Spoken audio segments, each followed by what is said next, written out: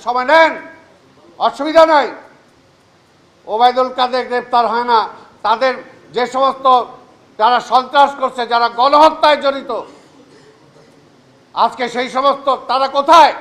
এখন পর্যন্ত কোনো অ্যাকশন দেখলাম না। ওবায়দুল কাদেরকে গ্রেপ্তার করার জন্য কি ব্যবস্থা নেওয়া হয়েছে? তার সাথে আরো যারা ছিল তাদেরকে গ্রেপ্তার করার জন্য কি করা হয়েছে? কাজে এই সমস্ত বিষয় পদক্ষেপ। এয়ারপোর্টে হস্তান্তর হয়েছে, তার বিচার হয়েছে? কোন পুলিশ অফিসার করছে? তাকে কি গ্রেপ্তার করা হয়েছে? তারা তো বহাল তবিয়তে আছে।